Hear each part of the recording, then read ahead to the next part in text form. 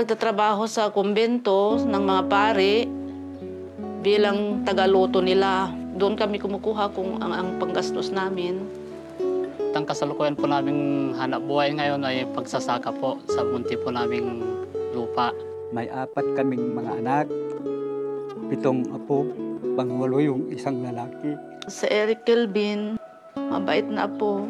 Pag nagtatrabaho ako dito sa paligid, inaalalayan niya ako. Noon po, nung di pa po ako nag-aaral, siya rin po yung best friend ko noon. Bilang estudyante, magalang, masunurin, para bang itinuran ka ng nanay. Tapos yung mga kaklase ko po, naghahabulan. Nauntog po siya sa kaliwang parte ng ulo niya. Nag-decide po kami na dalhin na po sa ospital. Sabi ng doktor, hindi daw siya pwedeng operan kasi yung sakit po niya ay mababa po yung platelet. Malaki na po yung dugo sa utak niya. Talagang wala na pong pag-asa.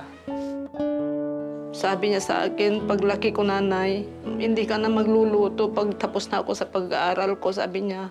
Bali, ginawa po lahat po naman ng doktor na paraan. Kawawa rin lang naman ako sa ospital, sabi niya.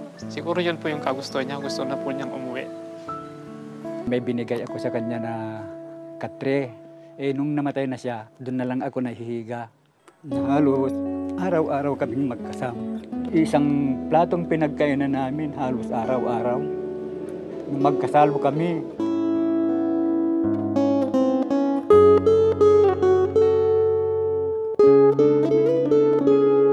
Naalala ng nanay ko na nakapag-member po pala yung anak ko ng insurance. Noon una, talagang nagsisisi ako kung bakit naimembro ko yung apo ko. Sabi niya, baka yun ang sanhi ng kanyang pagkamatay. Sabi ko, hindi ganyan ang Diyos. Dumating ang programang ito na sa kanyang karunungan ay makakatulong po sa inyo. Nakaburol pa si Eric Kelvin. Pinuntahan kami dito noon. Nakuha na po ng taga-pioneer yung requirements. Bumalik din po sila kaagad. Nung na-claim namin na insurance, ginapit namin sa pagpalibing. Malaki po kasi yung nakuha namin sa insurance. Kaya yung sobra po, pinambayad din po namin sa iniram namin sa simbahan. Na-realize ko na rin na magandang idudulot niyan. Malaking tulong din sa amin.